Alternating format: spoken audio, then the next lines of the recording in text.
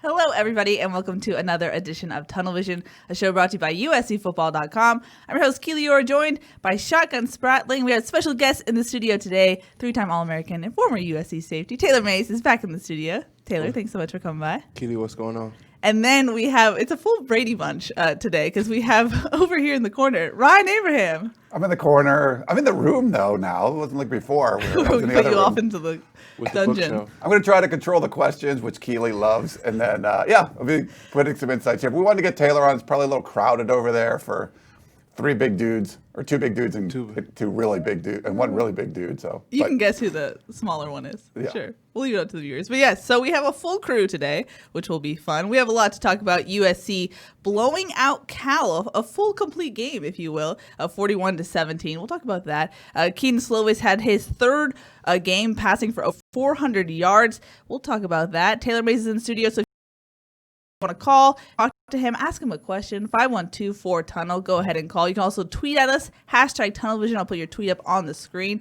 And, of course, wherever you're watching, Periscope, YouTube, Facebook Live, put your questions, comments, concerns, and we will answer them, put them on the screen. But good stuff, guys. A lot to talk about. First off, I guess, where do you want to start?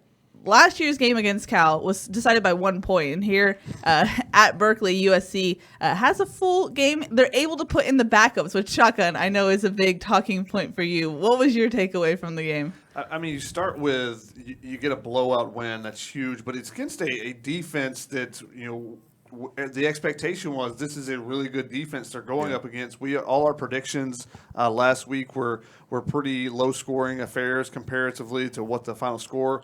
It was 10-10 before the 2-minute drill. Yeah. And USC scores on a 3rd and long to Michael Pittman just beast moding over somebody, and they picked up a couple other 3rd and long situations, and the game just got out of hand really quickly. The defense played great after the first drive.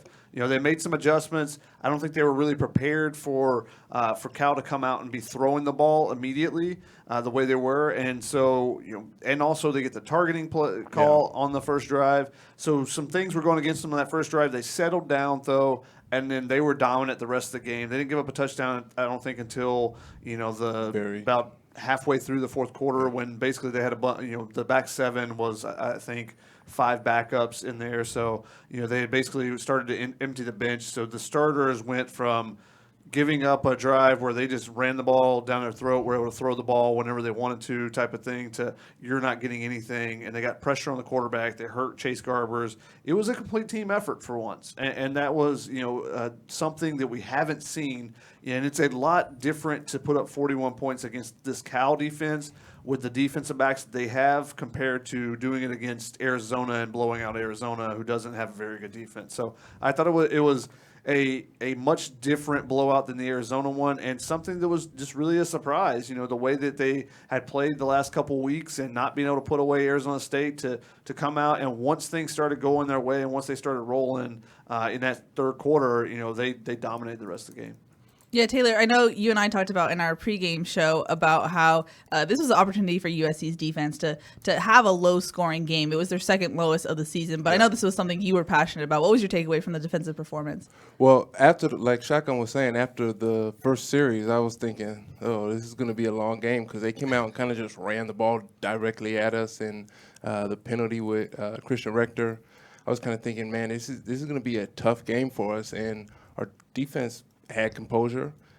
They stuck to what they were being taught in the defensive room during the week, and I think that really just showed really for the entire team. And I was really happy to see. We looked at the Arizona State and Oregon games, and our offense came out hot, or really our whole team came out hot in the first quarter of both of those games, and then kind of cooled off. And what I was most impressed with in the game yesterday was that our offense especially played well in the second half. They kept moving the ball, and they kept throwing the ball downfield. And that's something that we really weren't doing the last 2 weeks. We would just come out hot, come out shooting, and then just kind of cool off. And that's where playing 4 quarters just really comes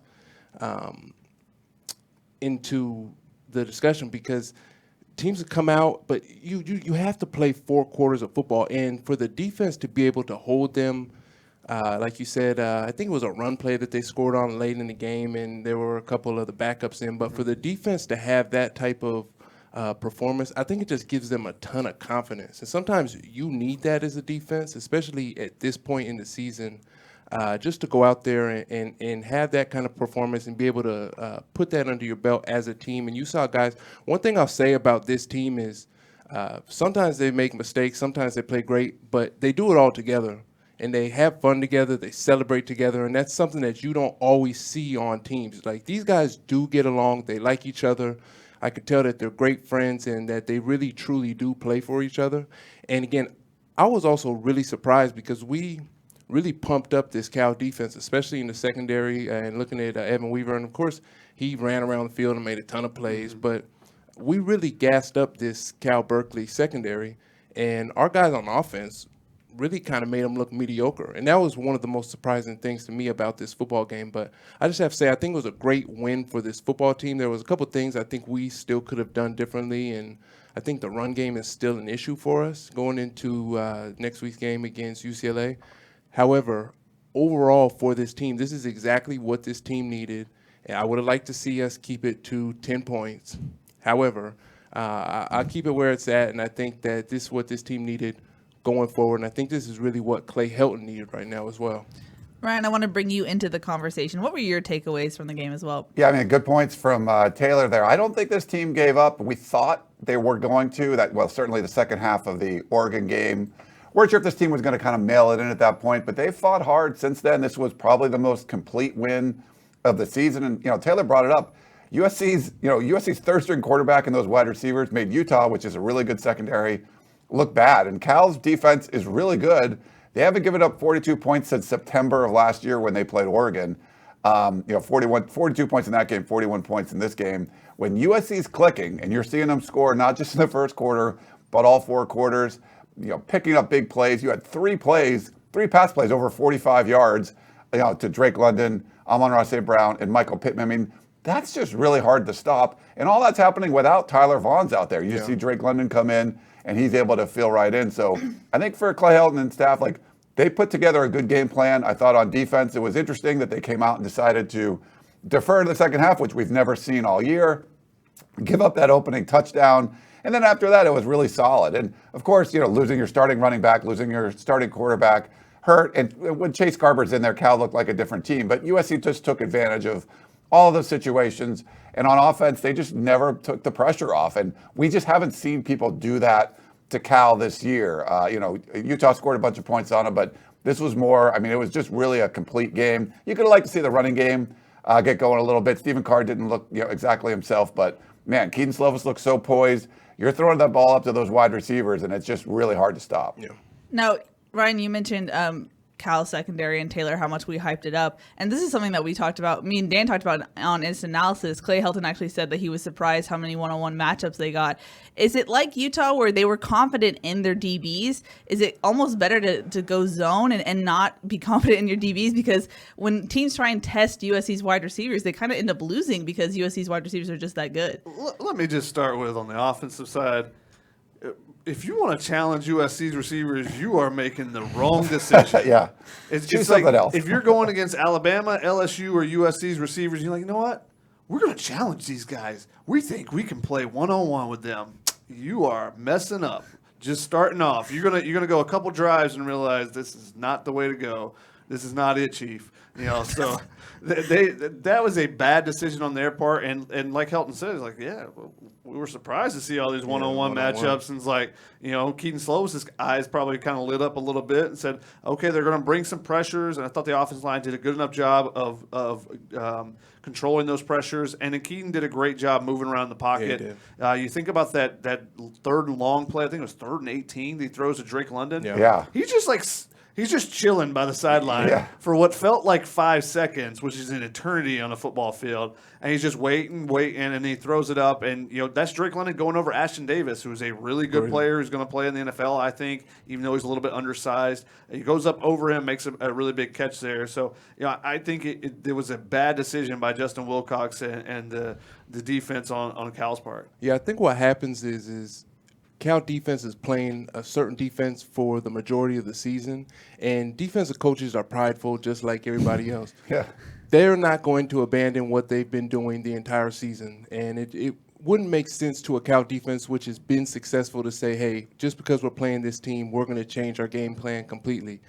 That's on us then to make them pay for it, and I think that's what happened. I think that Cal could have maybe change their defensive game plan sooner instead of trying to stay in man coverage and let us just throw the ball downfield. But that's on them. But, as a defensive player, you want to challenge the offense. And then when you get beat like that, especially downfield, especially with the wide receivers that we have, you got to change the coverage. You can't let your pride get in the way. You got to call some zone coverage. You got to roll the coverage to Michael Pittman, meaning like cloud cover 2 over him and put somebody over the top. And that's just how you have to play it, because that's how teams have been playing us this entire season, rolling coverage to Michael Pittman and playing some type of zone to the opposite side. But if they're going to play man against us, we're going to burn them downfield. That's exactly what Keaton did, and that's what Michael Pittman did. We see Drake London really progressing as I don't know what we call him, a tight end, a wide receiver, number 3. He's a tight end. He doesn't look. He's kind of like a tweener. Be on the end of the line and block somebody before Yeah. they keep making that reference to him playing tight end at the next level as a split out guy. I think that you can be confident and prideful in what you're good at as a defense for a drive or 2, maybe a couple drives, because you see what USC did. The adjustments you make after a drive. Maybe 2 drives, maybe at max a quarter. But if you continue to do it, then you play yourself out of a college football playoff. Yeah. Utah, we're looking at you there. Wow, coming in spicy today, And then, Shotgun. granted, Zach Moss getting hurt in that game didn't help them, but they could be right there in that conversation. The way they just dismantled that UCLA team that was really hot going in, they're on fire right now, and the reason they're not in that top 4, one is their non-conference schedule was trash. Yeah. Quit being the Raccoons and digging in the trash for non-conference schedule here. Get somebody decent on there, but also because they were just way too prideful in that. Yeah. So it's obviously football is a game of adjustments. USC made some nice ones on their defensive side after that first drive. They did change some small things, but they made some adjustments, and they had to with Christian Richter being out as well. But they made some adjustments. Cal did not, and their plan did not work. We're already getting comments wondering specifically Taylor's opinion about that targeting call with Christian Rector, since, Taylor's your history. What were your thoughts on that? The Christian Rector one? Yeah. Well, Shotgun and I were just talking about this before we started, and I think it's hard for a defensive player because he's in great tackling position. Like his knees are bent, his shoulders are over his knees, and the difference is, if I'm on the camera, okay. So the difference literally this is literally the difference. Like if his head was about here versus here. So we're talking about, what is that, a 30-degree angle or something like that? I think and we talked about this on the show, if the Pac-12 refs are calling certain types of penalties, we have to adjust to it. And as a defensive player, no high fives to anybody. No high fives, no high fives to former Heisman Trophy winners, nothing like that. But Redacted. That's a tough one. But we have to adjust to it, and I think that players have to overemphasize using their face masks when they tackle. And that if that's the type of calls that these refs are going to call, see, the problem I have with it is, I feel like they're messing with the kids kid's future. He has a couple games left of this season, and he doesn't get to play against Cal Berkeley. That just bothers me. Just 30 degrees of an angle of his head gets him thrown out of the game.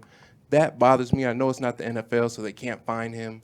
However, I think that as a defensive player, especially the defensive coaches, have to get in these guys' heads and say, hey, you guys have to tackle with your face mask. And they have to overemphasize it, do drills in practice, because it doesn't change overnight. It's something that guys have to get a little bit of muscle memory, and then when you do it enough, when you get into a game or you get into practice, it really pops up in your head like, okay, I got to keep my head up, or I can't hit him in the helmet. I got to hit him in the chest or hit him. I got to lower the strike zone is another term that they use. And I think it's just something that is defensive coaches kind of, get inside their defensive players' heads more and more. Guys will be more conscious of it going forward. But it's just a tough call. And similar, it goes back to what we've discussed all season about them tackling. Yeah. And, if you do it at 70%, it makes it that much more difficult when you get into a game to go 100%. Definitely. And remember, okay, got to keep my head up, those type things,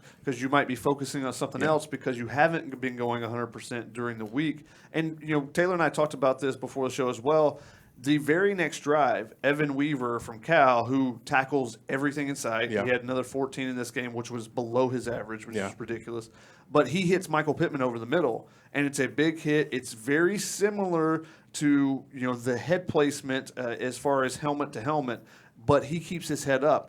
If he dips his head just like the 30 degrees that Taylor's talking about, that's probably a crown hit as well, and it would have been helmet to helmet to Michael Pittman. He would have been thrown out of the game, but instead, USC's 89 gets tossed because he doesn't get his head up, whereas Evan Weaver kept his head up on a bigger hit and is able to stay in the game and continues to play. Now, ultimately, it didn't factor into the game because the game became a blowout. But if that game's close and either you're without Christian Rector, a senior defensive end, captain, or you're without a guy like Evan Weaver in the middle of your defense, that is huge. It's a huge play. It could change the entire game. As it did in that Oregon game. Yeah. We felt that, when Isaiah Polomau got the targeting call there, and there's not a ton he could do there. It was a little bit of strike zone. And Taylor and I argue a little bit about that one because that one was partly the receiver dropping the ball. And because of it, he lowered his head and ended up Isaiah hitting him.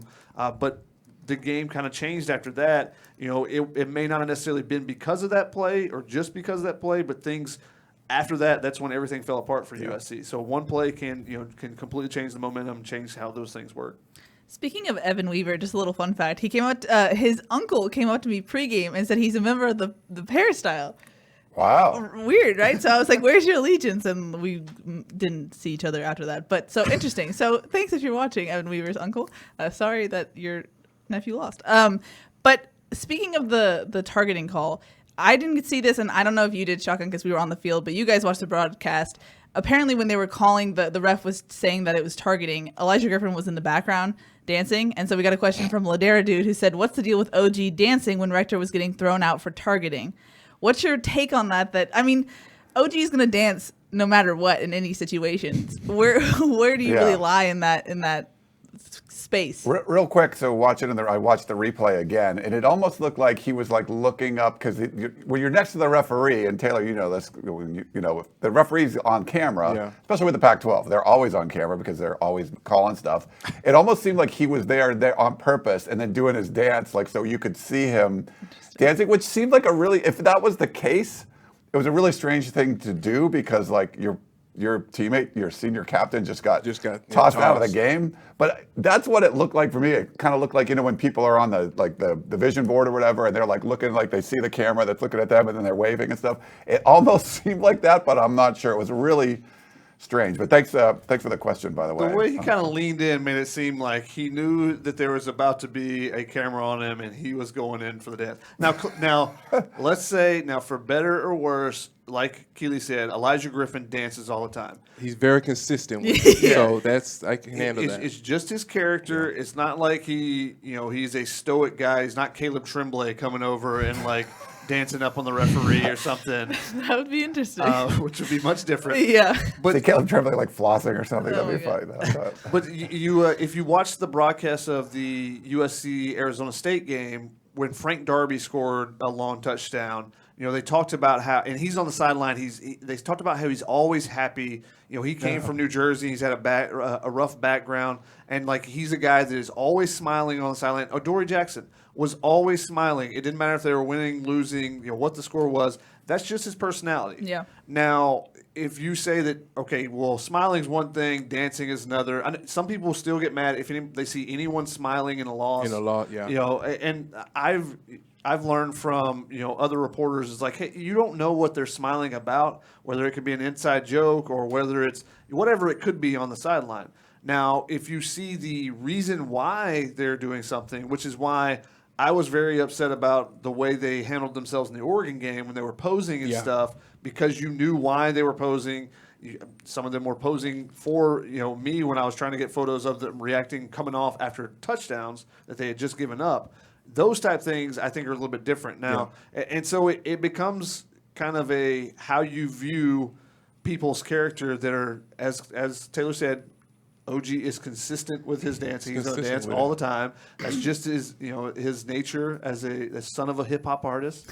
He's used to the music playing all the time, and he always feels the vibe pretty much. Yeah.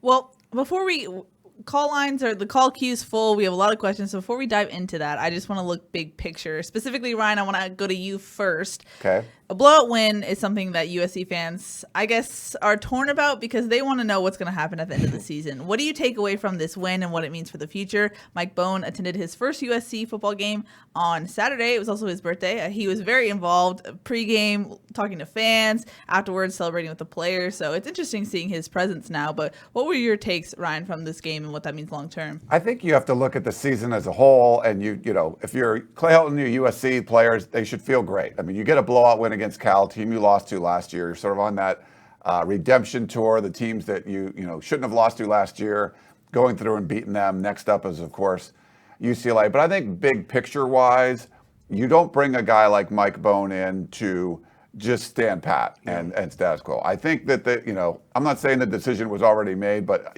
outside of some crazy trip to the Rose Bowl again, I just feel like it's time for this program to move in another direction. They will get things over with early because you have the bye week at the end of the season, and you don't really have a lot of time to mess around because of the early signing period we talked about before. So I don't think that Clay Helton blew out Cal, now he should keep his job. To me, I don't think that's going to be as big of a factor. USC still has, I guess, an outside chance at making the Pac-12 championship game, but Utah's not going to lose to the two worst teams in the conference in Colorado and Arizona. So I think USC can finish. Pac-12, Ryan. You never know. It's the Pac-12. That's true. But I think USC's in a good spot where they can go out, and it's important to beat Cal. It's important to beat UCLA, but big picture wise, to my personal opinion, I don't think it's going to change a whole lot as far as the future of this program. And Clay Helton addressed tonight why they moved up the banquet earlier, right, Ryan? Yeah, so he was asked about that. Dan Weber asked about it, and then Shotgun tweeted about it afterwards, where a lot of the speculation was usually you don't have the banquet that close. But I get it, where he's saying the families were going to be in town for the UCLA game, so it's going to be an opportunity, senior night opportunity. They're going to have it at the Coliseum. They're going to do it in the new suites and everything, so people will get an opportunity to hang out there. And I think it'll be a fun event for the team. We won't get a conference call next Sunday because they'll be doing that event. Now, was there some other reasons that it could be involved that can let them go out recruiting? I mean, possibly, but we'll see. A week from today, there could be some huge news going on. It's hard to say, but I wouldn't think that this win, because it's a win over Cal, is going to change the overall future. Do you feel like Clay Helton's the guy for the next 5 years that's going to win you a national championship? Did the Cal game convince you of that? If not, then I think you know what you have to do. I will say, though, it's a great audition for Clay. You get a new boss. New boss comes in. First time he gets to see you in action, he's looking over your shoulder at work, and what does he see? You locking up sale after sale or whatever it is in the office. And he goes, oh, maybe this guy is good. I mean, it's just a good first impression as far as that, as far as in person. Now, obviously, he watched the Oregon game. Yeah. He watched the Arizona State game from afar. But it's a little bit different when you're, on the sideline before the game in the suite. It's just a little bit different feel. So for them, it was a good first live impression there to be able to have them blow out a team like that when they've really struggled with blowing out teams and stuff. So I will give them, a little bit. That might I don't know. I don't think that plays into the overall decision making. But No. you know, But could it's a you good first argue the impression. two most important games of the year where Clay Helton needed to do well, where you have your athletic director there in person for the first time, you blow him out, and when you have Urban Meyer on the field against Utah in the most point. important game, those were the two of the better games that USC played. So that's interesting, where the stakes were the highest for Clay Helton probably in those two games. Interesting, for It's sure. almost like if they put a little more pressure, maybe they would actually do well. Like, you know, put pressure in practice and make people tackle and stuff. Yeah, you know, like they used to, like they Yep. like Back what in the was Taylor Mays normal. days? Yeah. You know, what was normal 10 years ago. In that sense, looking big picture, Ed on Facebook said, "Is a 9-4 season still unsatisfactory if that does happen, including the bowl game if they win that?" What is your takeaway from this whole season if USC does end up 9-4 with their backup quarterback who was a true freshman? I mean, it's kind of what was looked at as a good choice for the season. I don't know that it was necessarily what they wanted, but you know, was kind of the predictions before. So they've kind of met the line of what we predicted before the season to an extent. If they get to 9-4, Yeah. just because you looked at that first 6 games, you go, well, that's really tough. You got a new offense being implemented. You got a sophomore quarterback who then, you know, after a half becomes, you got a true freshman quarterback. So with some of the limitations now, if you take all those things away from the name of USC, you'd be like, it's a pretty good season. Solid, yeah. And I think what I say earlier, Ryan, you know, after that win at the season, the record now looks good. You know, it doesn't look great, but it doesn't look terrible anymore. Horrible. Yeah. So that's kind of where they're at, and that's kind of where the program is at to an Yeah. extent. Just coming off 5-7 though, that's what's tough. Like, So yeah. Can I go? Oh, yeah. Yes. Oh, Okay, I'm sorry. gotcha. Go ahead. No, it's your show. My bad. No, Hey, so here's you the talk problem whatever that you I want have. to. Here's my issue with it. I agree with Shotgun that 9-4 for this team would be pretty solid for how far they've came. They could have. There's a couple games that could have gone a different Definitely. way.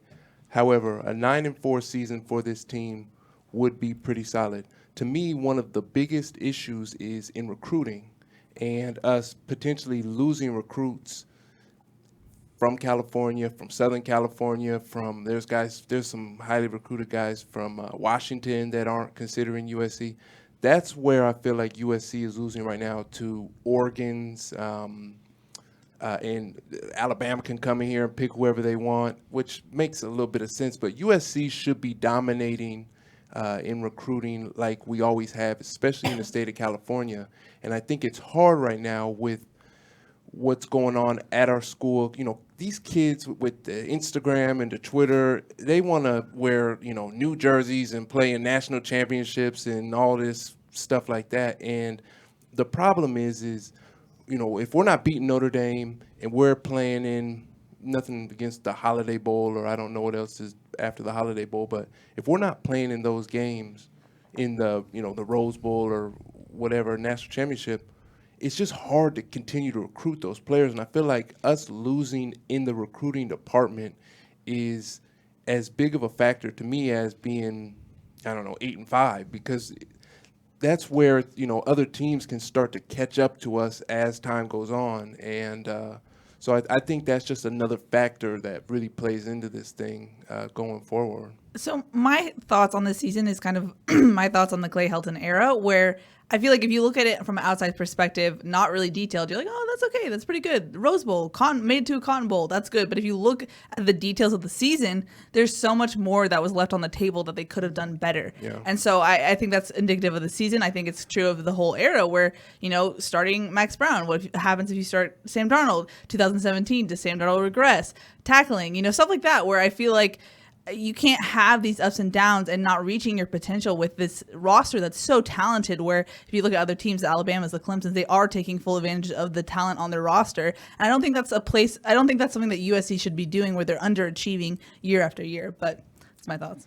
When you see them, the capabilities there, when you see the potential, how good they can look against the Utahs of the world, or, you know, how you can play well against the Cal With Notre type Dame. of defense. Yeah, I mean, you know, there were some good parts of Notre Dame. Yeah, that's where you're wondering where's the consistency. Yeah. So I Yeah. think that's fair. And Taylor brings up a great point about, your win-loss record is one thing. Your recruiting rankings are another thing. And people can dismiss the recruiting rankings if they want, but when your new athletic director brings up, we want to win in recruiting and specifically mentions the things where they're struggling, what Taylor just said about Southern California kids leaving the area and going other places, and USC currently being ranked, I think, 77th right now, Ryan? Yeah. Yeah, I believe so. 77. Terrible. And as every time that Ryan brings up 77, I bring up last year they were ranked number 20, and it was the worst they've ever had in the modern recruiting era. And now UCLA, about a month and a half ago, was around 77, somewhere in there, 75. They're up to 33, I think. They've gone on a really strong run of getting some commits and stuff. So it's still possible USC can turn around the recruiting ranking, but there's still so many questions about the stability of the program and development. Those are the two biggest things that recruits tell me all the time. They're looking for stability. They want to know who the coach is going to be, the system's going to be when they get there, and they want to be developed, especially the guys that are the Bryce Youngs, the Justin Flows that see themselves as potential NFL first or second day draft picks. They want to go somewhere where they're being developed. Now, I will say the development has been so much better this season. Yeah. Just seeing guys that are freshmen in particular, but as how they progress as the season has gone along. A guy like Isaiah Polamau, I think he's played really well the last 3 or 4 games. He's got 3 straight games with interceptions. Did fumble the one last night, and he had a big smile on his face when he talked about how much he got ribbed by his teammates and stuff after fumbling that one.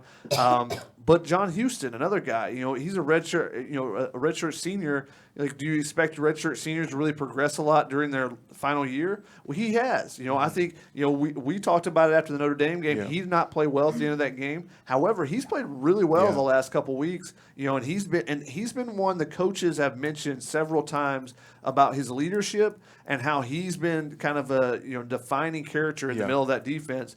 And Taylor talked about the way they fought and the way that you can tell that they play together. I think they're very similar to last year's team. I think this team could easily be 5-7 too, as well, but the difference is the camaraderie that they have and that they're winning the closer games because they're playing for each other, and that you're going that extra little step because you want to play for your teammate. You want to do that make that extra play instead of giving up maybe a little bit earlier in the game. They did give up in that Oregon. They fought hard. The Arizona State game, that's one they would have definitely lost last year. They would have given up something on that final drive. They wouldn't have blown anybody out. And, just the close games that they had, they would have probably lost all those and, be close, with a 500 or a losing record right now, I think. Yeah. All right, let's go to callers who have been waiting patiently in the queue. So thank you for that. I appreciate it. First up, I think it's John from Glendora. Hello, you're live on Tunnel Vision. Hey, guys. How you guys doing tonight? Good. Good. So, a quick question. I know Clay Helton, if he wins out, obviously he's probably still be the coach regarding the contracts of paying other coaches as well. But I just feel like who's really out there for them to really get? They say Urban Meyer. Is he available? I don't really think he is. I think when you're done, you're done. You're done. I just don't think that's a possibility. So if it's not Urban, you're better off with Helton at this point. I don't know if you guys agree with that or not. Interesting. I don't think I've no. heard that one before. Ryan? I would disagree with that Ryan, one. you have the floor.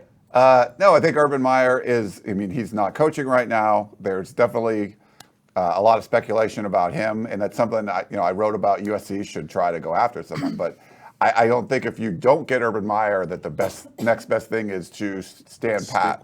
Yeah, I think, there's some really good coaches out there, the James Franklins of the world, the Matt Rules, Matt Campbell, PJ Fleck. There's names you can go explore and check out that I think you could take this program to another level. So I would disagree with the caller. Gentlemen, any thoughts? Well, I think as long as Coach Helton is at USC, it's going to, like we were just saying, I think it's going to continue to create a recruiting problem for us because it's always going to be on the tip of people's tongue. How long is he going to be at USC? And for some reason, I think that's hard to shake once you go down that route. Once that kind of ball gets rolling, it's just hard to shake. And with these 16, 17, 18-year-old kids nowadays, they want to go somewhere like you said, where they can be developed, and what was the other one? Where they can be developed and stability. Yeah. So if you don't know that, if you can't feel that out at a university and with a head coach, you're not going to go there. If we could get somebody that started over, start new, I think that would just be a fresh start for this program. And it's nothing against Coach Helton. I think the guys on this team really like Coach Helton. But just for the football program as a whole, I think at some point we have to go a new direction rather than just trying to patch things up with Band-Aids and Duct tape? keep going. Duct tape. Oh, sorry. I thought you were. Well, it could have been duct. No, I was trying to. Well, it could be duct tape or electrical tape. I don't know what they use these days, but rather just trying to keep fixing something. We need to just start new, buy a new car, and drive off. Sure. Well done. Thank you, John, for the call. Let's go to our next caller. I believe it is our buddy Eddie from Whittier. Hello, you are live on Tunnel Vision. Hello, guys. How's it going? Good. So I have kind of two little quick points. My first point is I think the way I agree with Taylor, I think it's a recruiting issue and stuff. I think that people have set the standards so low at SC that they're okay with just winning at Cal. Like, no, that's not okay. Cal's not that good.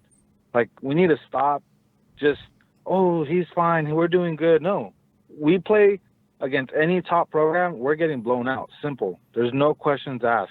You put us against everybody we compare ourselves to, we're getting blown out. Simple as that. There's no way around it. Like, we're not competing with nobody in the top 5 that's ranked right now. It's not happening. So I think, yes, we need to change. I myself, I'm tired of, being, half good or, I'm just tired of it. We need change, and it needs to happen as soon as possible.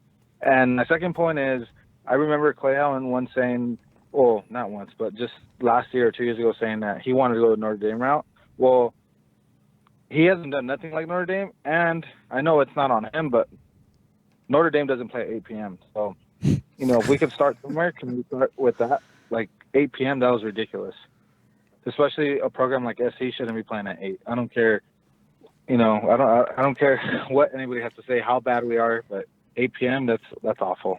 You play at 8 p.m. when you're 6-4. USC did play Fresno State with the game that Reggie did that run one way and then cut back across the field. That was a late game, too, and we were ranked number 1 back then. I'm not trying to argue with you, but to comment on that. I caught that game on the East Coast. You know what I'm talking about? Late Yeah, college, late, like it was, college you're night. getting up to go to work the next day already. But I agree 100% with the caller about this idea that USC to me is the greatest college football program that exists. I know Alabama has a ton of national championships right now, but if you look at wins, national championships, Heisman's, if you don't take Reggie's away, if you look at everything, USC is up there. What program is that? I don't know if these guys on the team, and I don't know if Coach Helton really kind of exemplifies or permeates that idea and that concept to these players. And that's something that really bothers me because every game's important, regardless of if we're playing, BYU or Notre Dame. This is USC football. This is a university that has some of the best football players that have ever put on a helmet at any level. And I just think that's something that obviously people know that, the players on the team know that, but that's got to be our standard all the time. And I understand that we went 5-7 last year. Obviously, my senior year, we didn't suck, but we weren't what we were in previous years. But that's got to continue to be the standard. And I feel like for this team, it's kind of fallen off for that in expectations a little bit. And that's just the frustrating thing to see. And I like with the comments about Coach Helton making about us like going the Notre Dame route or something like that. I think Keely was telling me about that before. Yeah. We need to be ourselves because being ourselves is second to none. USC's second to none. And so I agree with you on that. And I just think it takes a new attitude that really just pounds it into the minds of the football players that, hey, you guys at USC, you don't back down from anybody. And if anybody wants any smoke, anytime. We're ready for it. So, And that actually has been a comment on our message boards and stuff previously, is that Helton has said, hey, we want to run the ball like Stanford. Hey, we want to sub in and out like Ohio State. Yeah. Hey, we want to go the and Lynn Swan said the same thing. We'll go the Notre Dame route, and we've seen that they can change coaching staffs, but they didn't go the full Notre Dame route, or maybe we would have given them more credit for that. But people on the message board have said, why are we trying to be like everyone else? Just look back and see what has happened in the program with this helmet. Not Yeah. every other helmet, but that helmet. What's happened in the program history here, and go back to that. And I think that's a great point, is that stop trying to beat everyone else to an extent and be USC. yeah. Yeah. Thank you, Eddie, for the call. I guess for the rant, just a friendly reminder, guys, just keep it short and have a question. That would be great. I would also point out that saying that shouldn't be happy with the win. It's just Cal. You could say that last week when you just skated by against Arizona State. Yeah. They blew them out. It's not like they were close with Cal. The blowout. You should look at that as they took care of business. Yeah, they did. Also, Larry Scott was on the sideline, so he got the full 8 p.m. Pac-12 After Dark experience, which was interesting. And I'm hearing more and more that 9:30 a.m. is potential is coming. Yeah. Who wants Next that? season. Who wants that? I don't, but I digress. Let's go to our last caller, Q. Hello, you're live Hi, on guys. television. Hi. It's Bobby in LA. How are you? What's Good. up, Bobby? I have three important points that I'd like to make. Number one is let's remember last year's Cal game where Clay Helton took over the offense and they scored 14 points and were shut out the rest of the game and lose.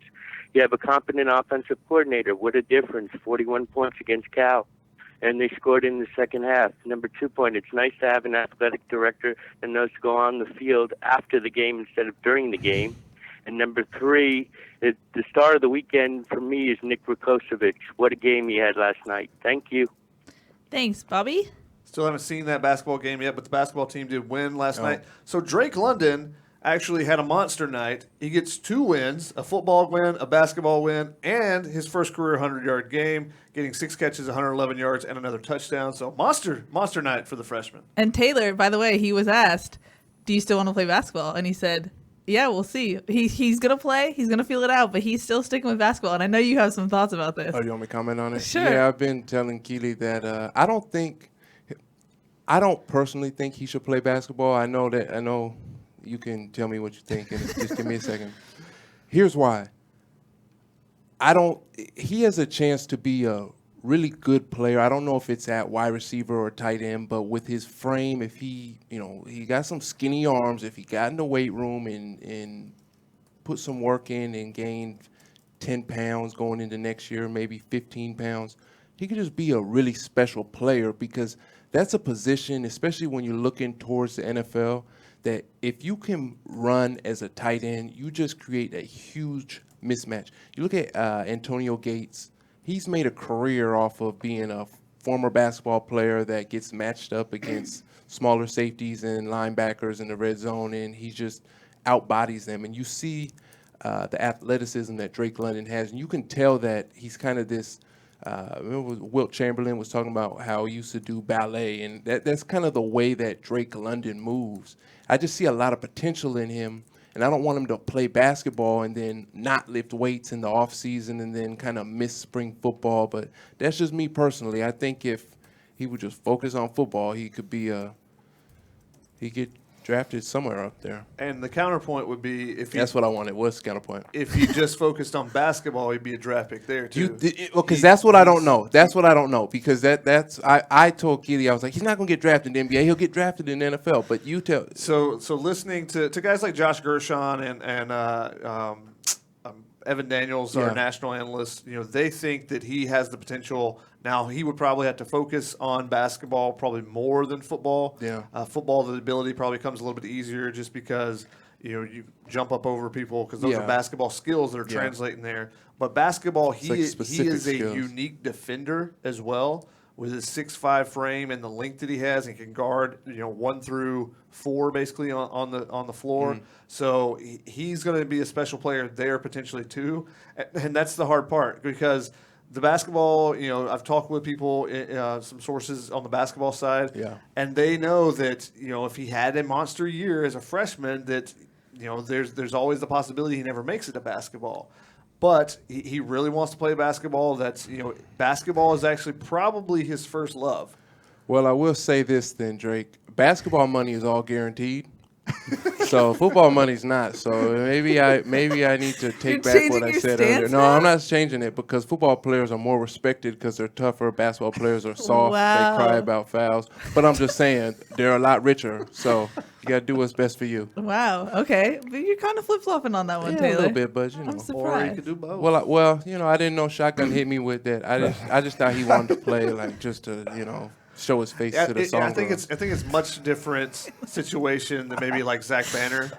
Yeah. Because Zach Banner wanted to play basketball. He played basketball growing up, but he was not an NBA prospect at 6'9". Jordan Cameron, on the other hand, I don't know exactly where he fell in as far as basketball. I got to see him a couple times, but obviously once he concentrated on football, his career took off. He's a hell of an athlete. Yeah, so his was probably a similar situation. Yeah, he loved basketball, but his skill set was so rare in football that it just, he had to use it.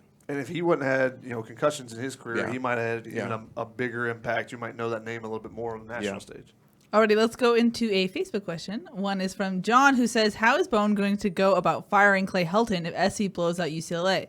By the way, I have 6 Twitter followers, and I'm very proud that Dan Weber is one of them. Congrats, John.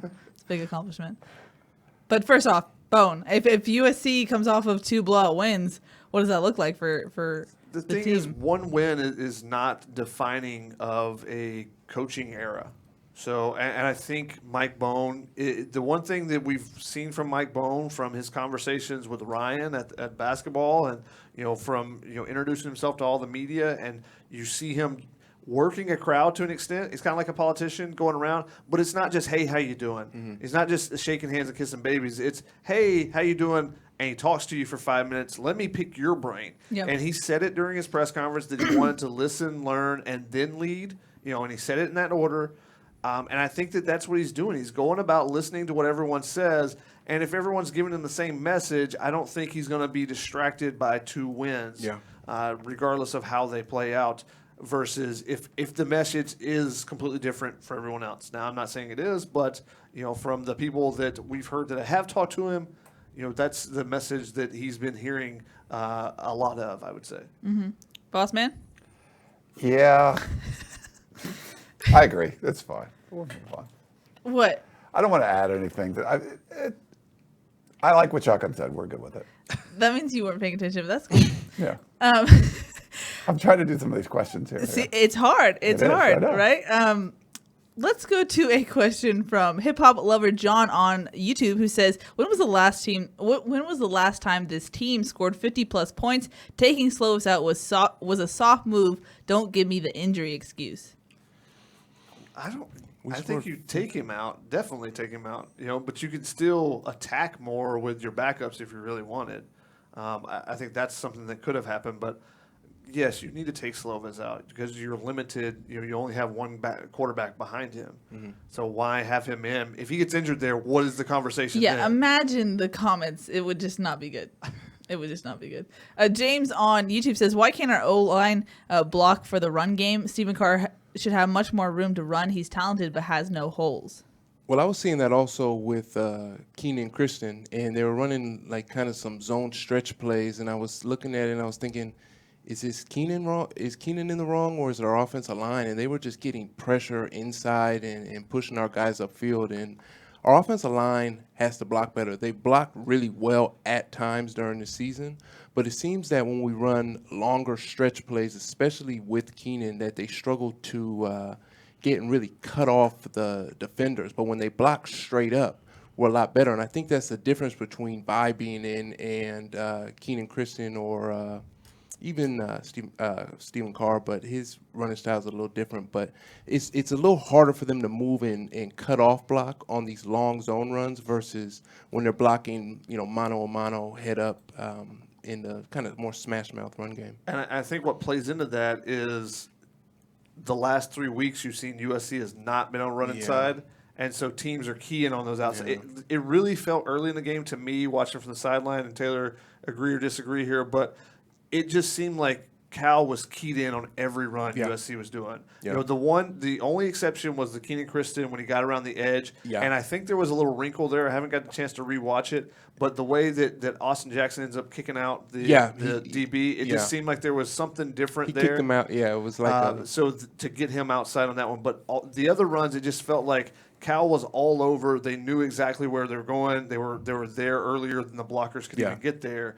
That's what it kind of felt like. So I think the not having Vi in there or not having Marquise step to have that inside run attack and be able to do it a little bit more to wear down teams has just allowed them to just basically fan out their defenses a little bit more. So, you know, it's something, it's kind of a snowball effect to an extent where you want to run outside because that's what you're probably best at with those couple guys, but everyone's already keying on it and it starts growing and growing.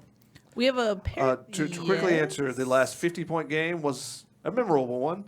On January 2nd of 2017, the Rose Bowl win over Penn State, 52-49. Oh, wow. Last time I forgot USC the final scored score. 50 points. Several 45 to 49 point games in there, like 6, 7, 8 in that span between them, but the last one was the Rose Bowl. Interesting. Thank you, Shotgun. We have a Periscope question. Shout out to Periscope. We're still looking at you there. Bob says, Ryan, what's the advantage/disadvantage of having an offensive coordinator being on the field versus the booth? Harrell versus Sark. Yeah, interesting. I think it's just a feel for whatever you feel comfortable doing as an offensive coordinator. I mean, Graham Harrell is looking at the big picture. He likes to be up in the booth. I kind of like when offensive coordinators are up in the booth, but I think you need somebody down there to help out with the quarterbacks as well. I think just sort of a different style. Sometimes if you're like a Steve Sarkisian, you're a head coach, you're definitely on the field. But to me, I kind of like, Norm Chow was up in the booth, Graham Harrell up in the booth. I kind of just like that. You're overseeing everything. You definitely get a different view. But there's some coaches just prefer to be on the field, and then they have someone in the booth that they trust that is going to tell them what they're seeing up there.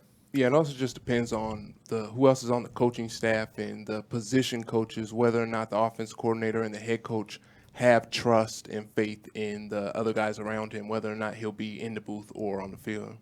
Yeah, you got to have a 1 and 1A. You need your eyes in one spot or the other, but you also need to have that complement to either be on the field and relay messages to players and kind of assess where the players, like, if a guy is really wide-eyed or whatever, and let the, coordinator know so that they can change the play calling a little bit. Like with Keenan, that was something that Harold talks about a lot. Or if you're Clancy on the field, then you need to have 1A up in the booth that you trust to tell you, okay, this is what they're doing with the guard action on certain play, because you can't watch everything on every play.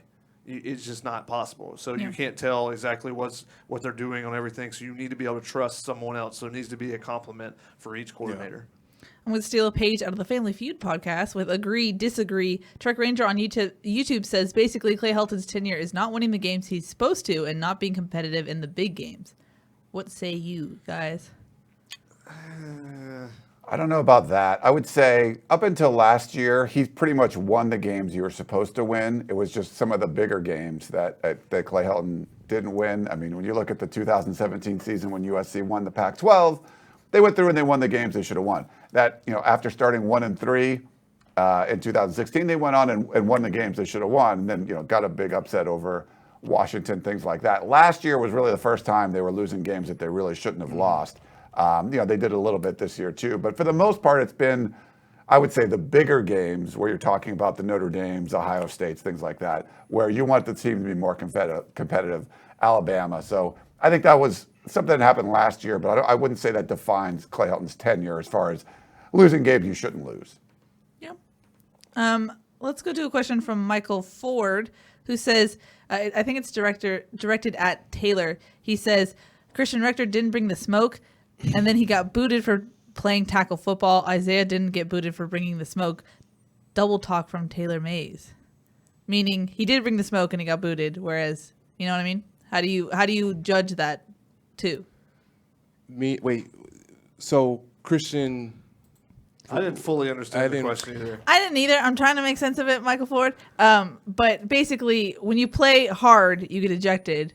So how do you expect them to play hard if they can't fully do that? Well, I agree, and I think it's a really difficult situation for these defensive players because it happens so fast. I think the play with Isaiah Polamau a couple weeks ago, it's a tough play and it's a bang-bang play. I don't know if he should have been thrown out, I've been arguing this with Keely and Shotgun, and the thing that we would teach defensive backs, especially safeties, is they have to go low. And here's the biggest problem that I have with this rule call is it's illegal to do what Isaiah did, but it would be legal for him to just run full speed into a defenseless receiver's knees and potentially blow both of his kneecaps out. I can't understand how that's legal, but hitting them somewhere up top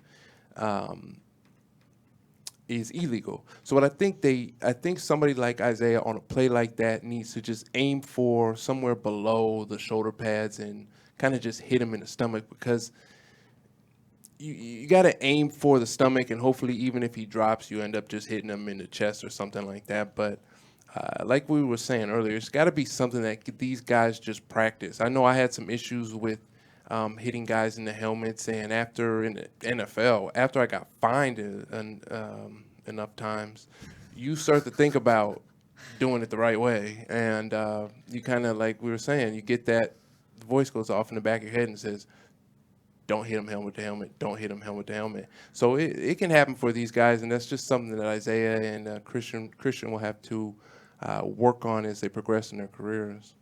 We have an interesting question from Sean on Facebook. He says, Taylor, do you think the OC from your USC senior season, 2009, would have won more games with Sam Darnold at the Jets than the current offensive coordinator there?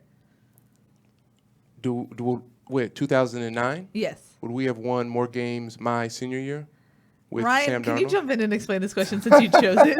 It's a trick question. It's the same thing, right? It's Jeremy Bates. Jeremy Bates. I think it's the same thing. Oh. Ryan, why did you load this question? Yeah, it's hard because Taylor can't see the questions. Yeah. And we're on a delay on this side, so the questions come up. We actually have Michael closed Ford. captioning actually coming is in the way too, so it's hard to see the questions. You can turn the closed captioning off. Yeah, but anyways. Anyway, let's go to a YouTube question from hip hop lover John, who says, which bowl projection is more accurate for USC, the Holiday Bowl or the Almo Bowl? Right now, Ryan can talk about this too. It's up there, Keely, if you want it. Ryan doesn't think that USC will get, not USC, that the Pac-12 will get a college football playoff team. So USC is likely to be the third team. You know, the two teams are in the Pac-12 championship right now, and then USC is the likely, kind of pecking order at this moment. Maybe Washington gets in there or something. Maybe something funky happens, but USC still carries the brand and everything. So if they beat UCLA, you expect them to be the third pick behind the two teams in the Pac-12 championship game, Oregon and Utah. So if one of those teams gets in the college football playoff, then everyone bumps up. So the loser would likely go to the Rose Bowl because they'd be ranked higher than USC in the college football playoff rankings, and then USC would likely go to the Alamo Bowl. If it plays out in USC, neither team gets in, then one of them goes to the Rose, the winner, the loser goes to the Alamo. USC would go to the third choice, which would be the Holiday Bowl. The Holiday Bowl had a representative at Arizona State last week, so they're watching USC closely as well. So that would be the most likely choice. Now, if USC were to lose to UCLA, that opens up a whole different spectrum of bowl game potentials for USC. So right now, the floor for USC, if they beat UCLA, is the Red Box Bowl, which is the Levi's Stadium, correct? Yeah, that's the San Francisco one. Yeah. We played in that bowl game. It's the Emerald Bowl, It yeah. was then the Emerald Bowl, but it was also then at AT&T Stadium. It was. You played against Boston College. BC, yeah. It was raining, and both teams were on the same sideline, which was really weird because I was a sideline reporter for a radio. Yeah, I forgot about that. And it was just kind of weird because I was boxed in between the two teams. Couldn't go anywhere. Interesting. So the weird thing is USC is third in the Pac. Maybe it's not weird, but they're third in the Pac-12 right now because you got Utah and Oregon, the clear. But no one else only has two Pac-12 losses. Oregon State has 3 losses, and UCLA has 3 losses. So Oregon State's probably not going to beat Oregon. It just seems like USC is likely to end up third or at least tied for third. And when you're talking those two, that like there's a one game gap that the bowls can use to choose, so it doesn't have to be third always goes to this one. There's anything within a game. Some of the bowls you can choose there. I hate bowl projections more than anything, but it looks likely that USC will be in the Holiday Bowl or the Almo Bowl. I would guess at this point. I still think it's sort of if they beat UCLA. Beating UCLA is important. But even beating UCLA, like you could still, losing to UCLA could still end up in the Holiday Bowl, depending on Holiday Bowl picks. And UCLA's got USC only has the one game, so it's hard with only one game left. They're still kind of hard, but it seems like in that Alamo Holiday Bowl is where USC is going to slide in. Interesting. Ryan, I'm going to keep this on you because this is a question I think you have the most expertise in. Matthew says, are Steve Lopes and Ron Orr still making any decisions in the USC athletic department? Will Mike Bohn actually get to hire a coach, or will donors like Rick Caruso and Wayne Hughes, have a huge say again? Interesting. I think the donors are always going to have some kind of say. And when we heard from Mike Bohn, he said it wasn't going to be some, a decision that's solely on his shoulders. Getting the president involved, getting like Rick Caruso and the board of trustees involved. I think all of that is going to happen. When I was at the basketball game on Tuesday, Steve Lopes was right next to me. He was showing Mike Bohn around. I think everyone that's still working there is still doing all their jobs. People are making decisions. So is it going to come down to like, hey, if Mike Bohn wants to go in this direction, is that the way USC is going to go? I would think that's most likely. I think that's one of the main reasons you are hiring him and bringing him in there. But I think he's going to get input from everyone else out there too. But a guy like a Rick Caruso probably has some weight. I don't know, like a Wayne Hughes was very publicly kind of outed about bringing in Lynn Swann. Is he going to have a lot of influence? I would guess not. Usually you see those kind of things reverse a little bit, but certainly big donors will have something to do with it. But I think it's now more about, you don't have a figurehead there. You have an athletic director. You have an actual decision maker, and you want to let them make decisions. Like, that's why you hire them. Yep, makes sense. Bernie on YouTube says, how did Justin Diedrich play in substitution for Brett Nealon, who's out with a calf strain? Did you notice any terrible snaps? Did you anytime just go, the whole play got destroyed because everything got pushed back on the quarterback? Then that means he played well. And if you don't hear much about him, that means he probably made some pretty good calls and stuff. As far as they did give up 3 sacks, I believe, on it, but they had 3 sacks and 6 incompletions on 38 dropbacks. So I think he did a pretty good job. Since you're not really talking about him, and people were kind of asking about it. So I haven't got a chance to watch the full game on replay yet, but just from just kind of an overall observation, those type of things kind of stand out when you don't hear about a center. That's usually a good thing. Kind of like a long snapper, when you never want to hear the long snapper's name. Or a holder. Yeah. Louise on YouTube says, Taylor, what do you think of the turnover sword? When did we start doing that? This year. So the turnover sword is new this year. They did have a turnover robe previously. Cape like a bathrobe? robe. Oh, really? Just like a king's thing. a king's robe. They were trying to do something. So I guess I don't know if I like it, but I want to be open to, I don't know, I guess the New direction. ideas? Yeah, because I don't want to be like a old school, we just have to wear the same thing for the next 100 years type of person. My problem with it is that, are we doing it because other schools do it, or are we doing it for, I guess, I don't know, motivational reasons? And I just would like to see our players, I guess they are earning it. If they're getting the turnover, then they get to hold up the sword. So I guess it is. But I'd like to see our team have a foundation, just a foundation of work ethic and attitude.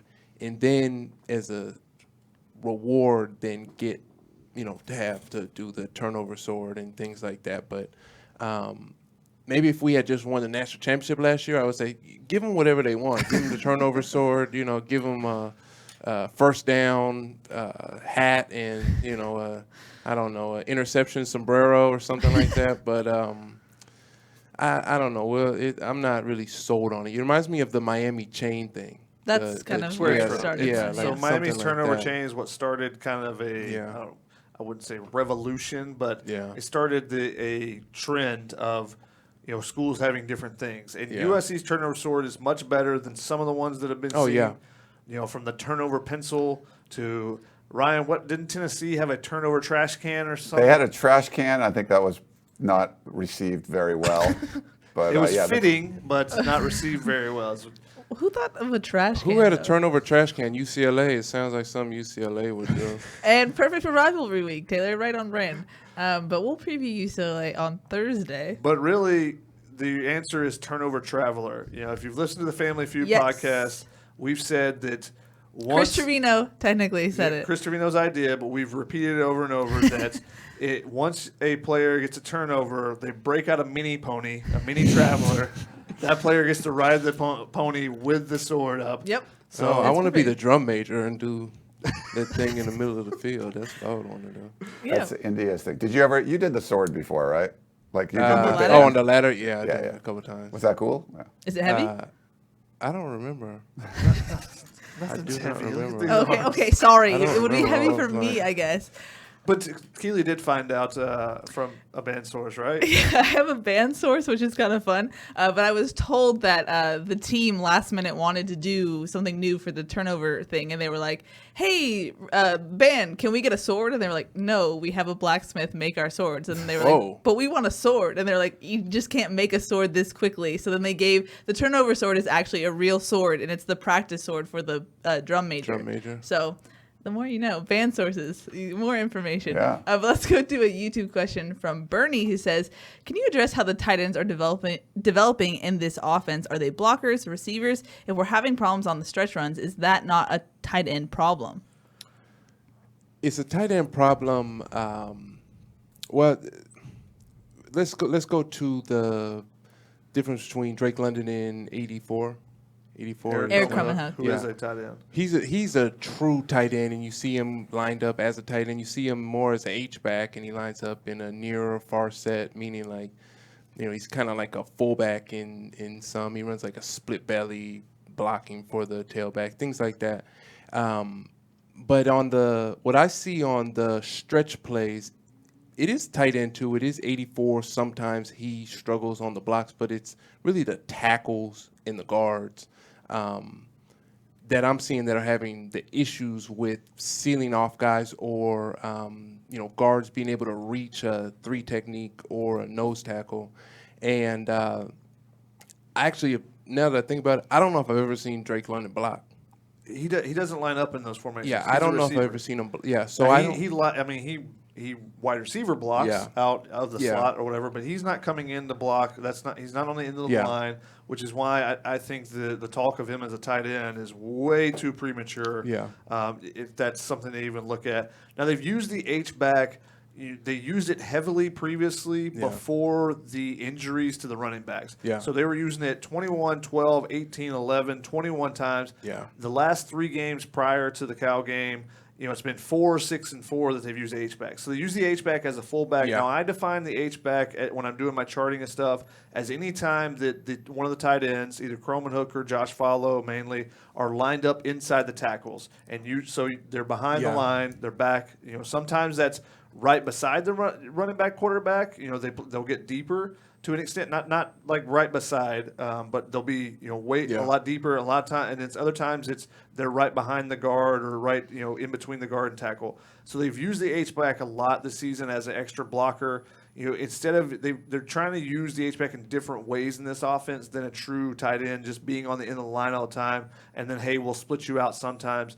They don't split out the tight ends very often. The true tight ends. True tight ends. True tight ends, Eric yeah. Krummenhoek Gotcha. or Josh Follow. They Gotcha. don't split those guys out because they have figured if we're going to put a receiving threat on the field, we're going to put Drake London out there. He's a much better pass receiver, and he's a much better weapon, much more dynamic weapon than Yeah. Josh Follow or Eric Krummenhoek is, or Jude Wolfe or any of those guys that are in that group.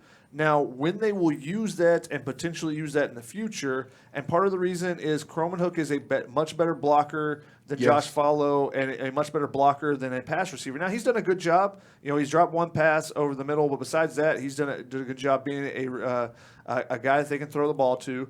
But when they'll end up actually splitting the tight end out and using it that way is when they go tempo enough to where they don't want to sub at all. And they don't do that right now. That's just hasn't been a thing. It hasn't been fully incorporated this season to where they're going tempo so much that they want to keep the defense in the same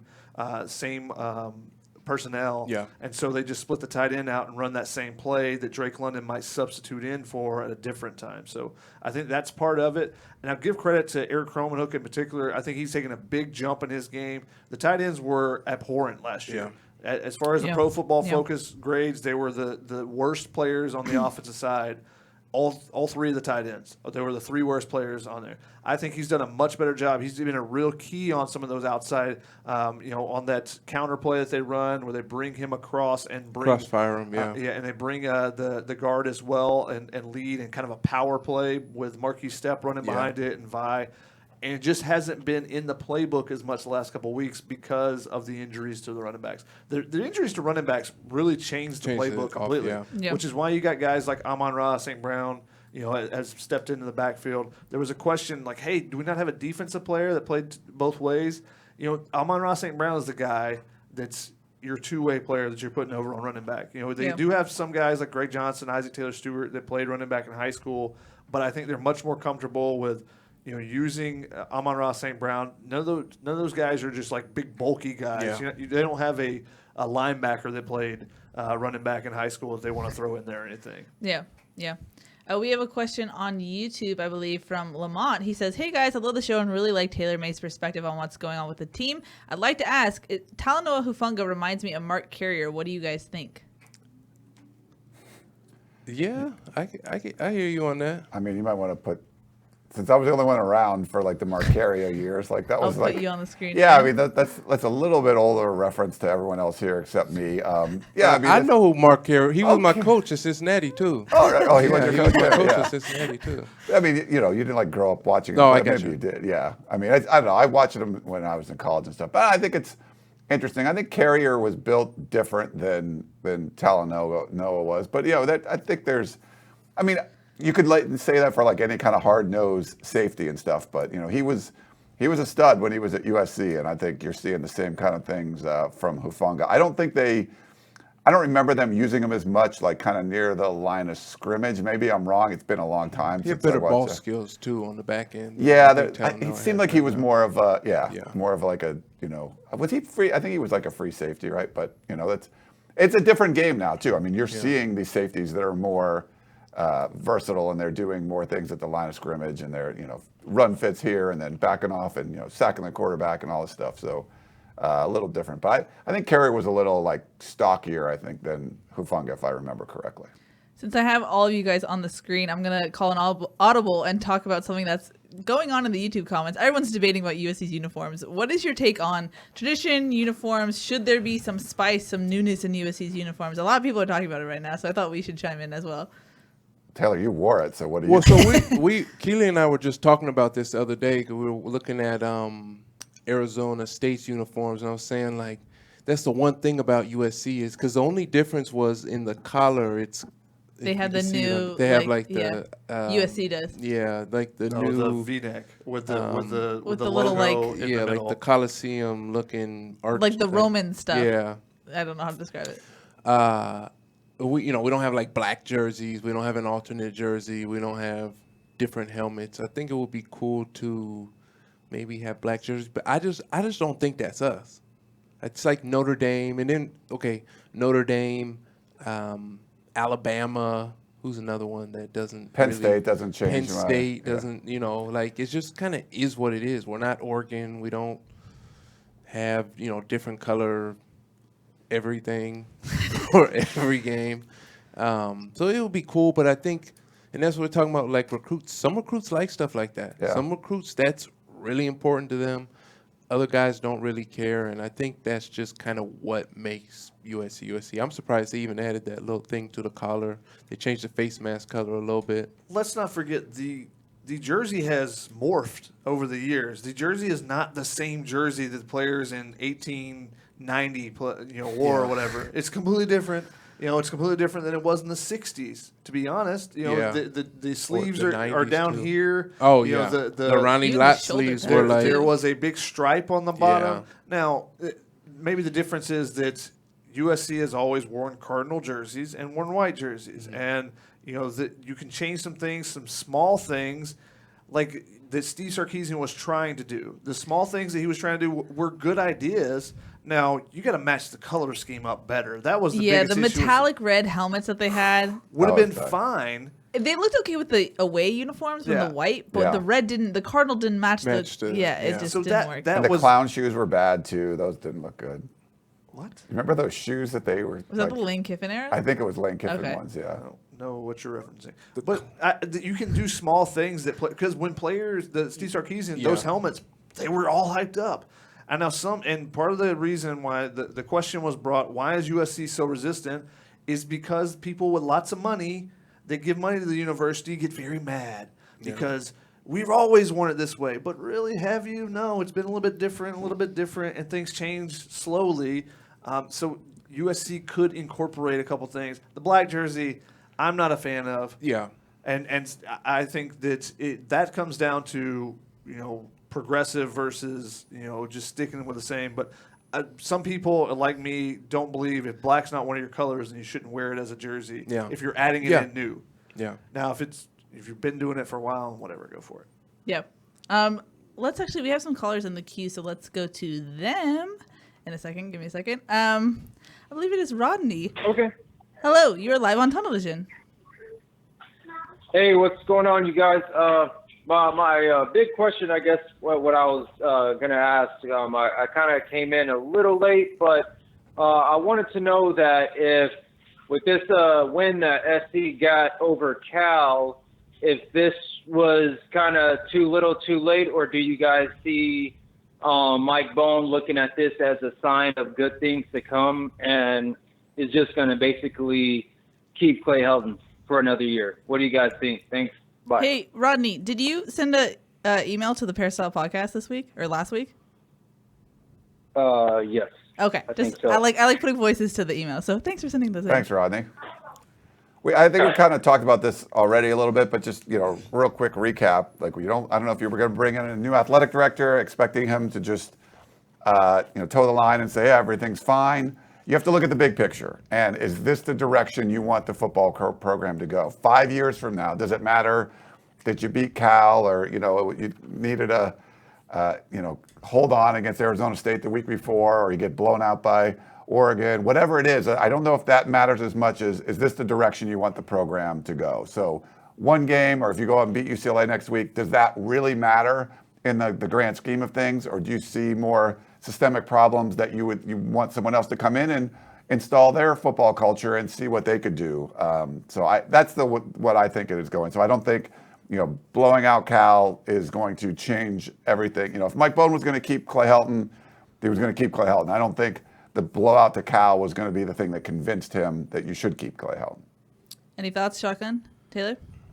I mean, we've already kind of talked about it, so Okay. I will point out Paul makes a great point on YouTube about the uniform debate. He said the most important part of any style is a national championship ring. Hey, I'm with you. Makes sense. And some people, jerseys don't win championships, that Cameron said, but jerseys, like Taylor said, if it's important to some recruits, and not necessarily just being something that sells them solely, but if it's an added bonus to recruits and it gets them excited. It can be a little push over the top. And I think, just like I said, it doesn't have to be monumental, but like the metallic helmets, how much the players were hyped up about it. Now, sometimes you got to rein that in. You look at like Georgia when they first brought out the black jerseys they wore against Alabama and got stomped. They were super hyped and they went, woo, follow it. So, but I think that can be something that hypes up the team and also hypes up recruits to see it, and they go, oh, wow, this is different. This is something I'm going to get. I'll be the first person type of thing. I think that you can do some small things that are important there. But as Paul said, the national championship is the most important. Adding a ring to it. Yeah, no, you're 100% right. USC had a weird policy when I was there, at least, that, and Ryan, you might be able to speak about this. It was black shoes with white socks. And I feel like that was something that USC did for a very long time. And then I know after I left, they started letting players wear black socks with their cleats. So this is a hot topic, Taylor. Yeah. People get very upset about it. Was it about the black Oregon socks? game? Yeah, about the black socks. Was it the Oregon game they wore black socks, or was it one of the? This year? Oregon Yeah. game. Yeah. What, they didn't like the Black Sox? Some people do. A lot of people don't. You don't notice it until you notice that they're not wearing the black shoes with the white socks, that it looks like different. But as a player, I think a lot of players feel that black shoes with white socks are really ugly. And if you listen to Deion Sanders, he'll say if you don't look good, then you don't feel good. Yeah. And you're not going to play good. Look good, So feel there good, is play some, good. exactly. So there is some truth to, like Shotgun's saying, little things like that can make a little bit of a mental difference sometimes for players. So I think it's kind of trying to find a medium between what Tradition and, Yeah, you know, and- the current players as well as recruits and Yeah. stuff. I always fly in a suit jacket because you look good, feel good, fly good too. You know? Yeah, which is Important. Well, they used to Sure. do that in like the 50s all the time. So Yeah, you yeah. just keeping old it up. school. We finally got a player rebuttal about the black sock, so I feel like we've made a journey on that. So far, we've only heard one side of the black sock debate.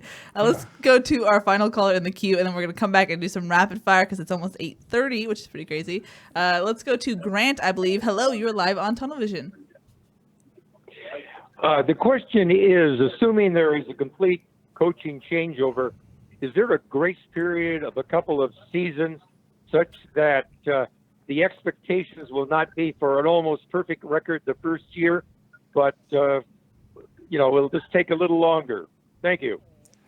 Thanks. Grace period at USC, I don't know about that. Expectations are always high, and it depends who you hire. Do you hire Urban Meyer? Expectations are going to be through the roof. And I think he would embrace that. He knows that this is a really talented roster to see the true freshmen that are contributing. And I think you're an Urban Meyer. If they end up hiring him before the signing period, the first thing you're going to do is make phone calls and try to get people to delay their signing till February. So, hey, hold on, we're going to put something cool in place. Just don't sign in December, sign in February to try to build that class up. That'd be a huge first move. But I think with an Urban Meyer and you have a year to install, or 6 months, whatever, to install your football culture, it would be through the roof. There are other ones, like, so you get like a PJ Fleck or something. I think those guys sometimes take a little bit longer. There's like this system in place. They want to, install that. We saw Matt Rule at Baylor go 1-11 his first year. Now that program was in tatters, but it's a different thing at USC. But it's still going to take a little while for you to install your culture and your program. But the good thing about USC is you have all the pieces in place. You have talent there. You have the resources. You can be good instantly. And so I don't think there's going to be a long grace period. We saw Pete Carroll go 6-6, whatever his first year. I think this is too talented of a team to do something like that. But that's just my thoughts. I don't know what you guys think. Well, I think with the USC's football teams and some of the mistakes that we've seen this year, there's just some inconsistencies, like the penalties that we've seen that have happened to our football team. We're not talking about talent. We just talked about how our team comes out, plays really well, is on fire, and then kind of drops off and gets really cold. A football coach that was able to come in here and get our guys to have attention to detail, focus on the little things like we were talking about, tackling, putting your head in the right position.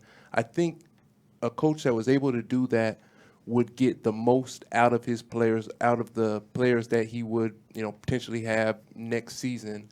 And I think that can make the difference in being, 9-4 at the end of the season, or 11-2 sometimes. Sometimes, especially in the really close games, it comes down to very small things, or one play, the ball bouncing this way or that way.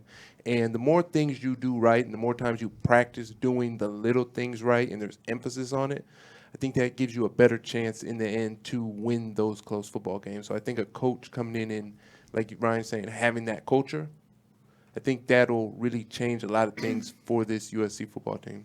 We're not talking about talent. No, we're not talking about talent. We're talking about practice, We're talking man. about practice, though. We're talking about practice. We Talking are about talking practice. about practice. Talking about It's the practice. way you practice things. Yeah.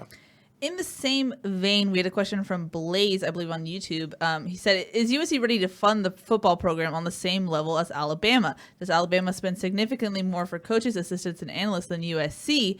Which, if you're going to have Alabama-type expectations for USC, wouldn't it be fair to have Alabama-type funding for whoever the head coach is?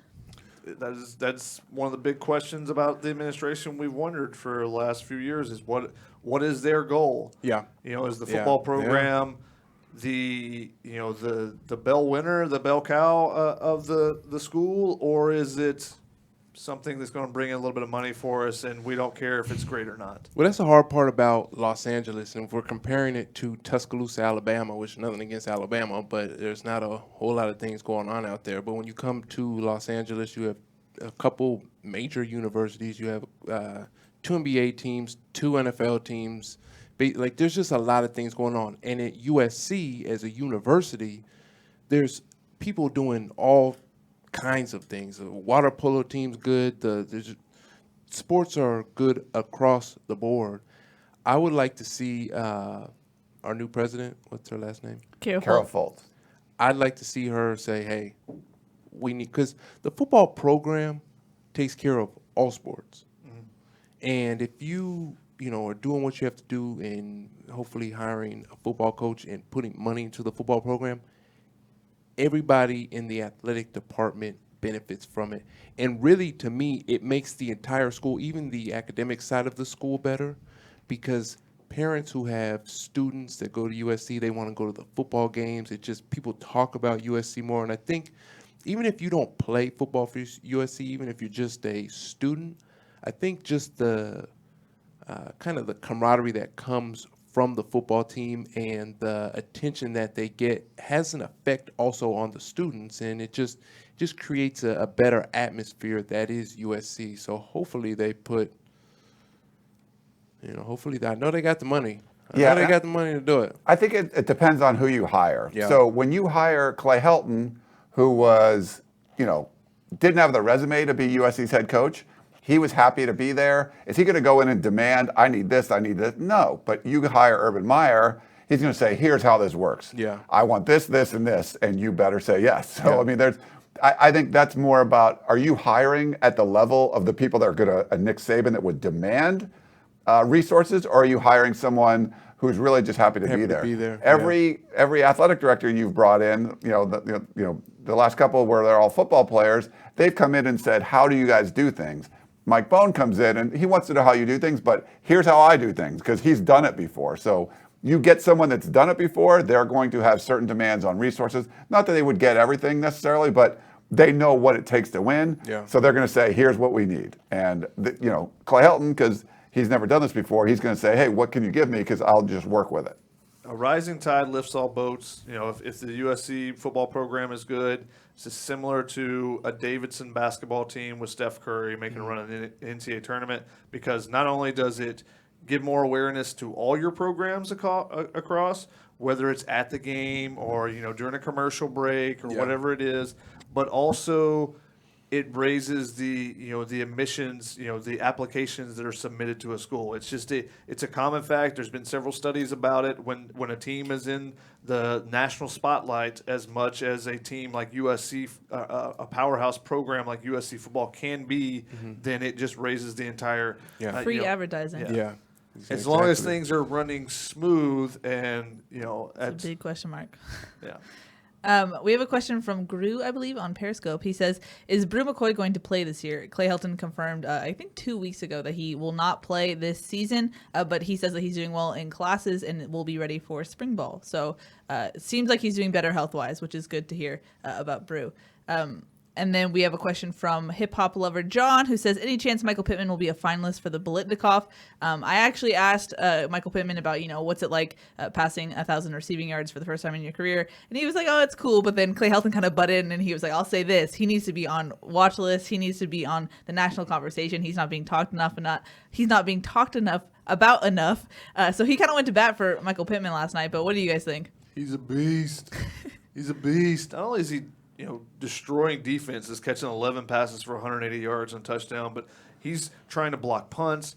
He's on, he's like on almost every special teams unit at different times. He's out there on the kickoff return unit as an up back. Yeah. He's playing the same position that Giuliano Falanico was playing when he made that big hit that injured the Cal player. I don't know if he's on the field exactly, but he's on the opposite side from him about half the time. So, he's all over the place, and he's a huge mentor to guys like Drake London and Kyle Ford and that young group of receivers that's going to be the next group to come in and take over. And to the same extent to Amon-Ra, even though, Ra is a special talent in and of himself, with his work ethic and the fact that, if you're Kyle Ford or you're a Brew McCoy or you're, a John Jackson or any of those young guys, and you're like, why am I on special teams this week? You can't say anything like when Michael Pittman's going out there and just dominating, as a receiver and as a guy that's helping out on the special teams units as well. Alrighty, it is 8:30. I think I've had a good amount of questions. Shotgun, I know I've probably missed some. Any rapid fire that you would like to go to? Ryan, as well, since you are monitoring questions today. Anything? Since we just mentioned Brew McCoy, Jasper Smith had an interesting question, kind of a hypothetical, which I don't really like, but I thought it was interesting. If he was eligible this year, Brew McCoy, where would he have been on the depth chart? It's hard to imagine him being over Drake London, which is true. But it would kind of depend on the positioning because Drake London's playing a different position than those other young guys were, and maybe would have seen more rotation if Brew McCoy and Kyle Ford were healthy. Just because those are big body special receivers that you might want to try to incorporate a little bit more than they've been doing with the backup. So it might have been a little bit different, but I don't know that he would have been playing over Drake London just because London is playing a different spot and the whole whether or not he's a split tight end or not conversation, Brew McCoy's not that guy, I don't think. Now, maybe he's playing on the defensive side too as an outside linebacker in that Greyhound pass rush unit. That might have been something. Interesting. John on Facebook wanted to know how Kyle Ford is coming along with his back injury. That was what it was, Shotgun? Yeah, Clay Helton said that he had a back strain. So Kyle Ford's at 3 games currently. So he's only going to get one more game. Now, maybe the Cal game was a game, we had him up there because Tyler Vaughn's with the ankle injury. But he's going to have either the UCLA game, if there is a Pac-12 championship, and then the bowl game. So you're really wanting him only to play one of those because you want him to preserve the red shirt. I don't think because of how little he's actually participating on the offensive side, I don't think they want to burn his red shirt to use him in those games just on special teams. So right now, the back injury, it's to kind of use him in. Mm-hmm. Herman asked, Taylor Mays, do you plan on going into coaching defensive backs, safeties in the near future, or as a college NFL analyst? My face. Either one, whatever one is the best opportunity for me going forward. People really want to know where you got your hat, too. They like it. I don't know. Someone asked how many USC hats you have. Oh, I got a lot. I got like 400 snapbacks. Whoa. That's more than me. I'll take a photo. I'll take a photo and we can follow up. I'll Twitter it. Nice. I'll tweet it. My bad. What would get you guess your number of USC hats are out of that collection? I don't normally wear USC hats because then I feel like I have to talk about USC and I try to stay under the radar. But when I come on here, Shotgun wears a hat and since I'm still squirt gun on the mini shotgun, so that's why I'm wearing a hat. Can Taylor Mays be considered mini anything? I'm squirt gun. Yeah. No, I don't think so. Yeah, no. People wanted to know, Taylor, you talked about this before, but your relationship with Pete Carroll these days, where's that at? Well, me and Pete are cool. I went and I was in Seattle in April when I went up there and worked out with Seahawks, and I thought I was going to get signed at that point. I went up there, worked out, saw a lot of the staff, a lot of the same people that I knew, talked to Pete, and went well. We had been fine for a long time. I think it was kind of just a misunderstanding in regards to the draft 10 years ago or 9 years ago.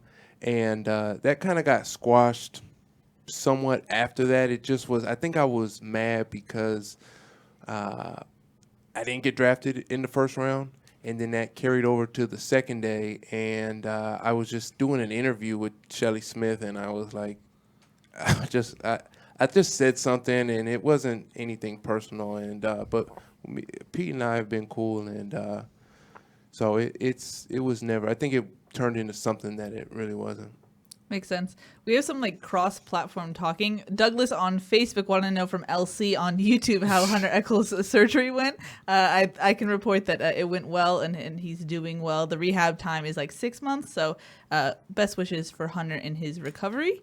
Shotgun, you look like you have a question. There's one loaded. Too. I was waiting on the loaded one, actually. Oh, well, it is now up.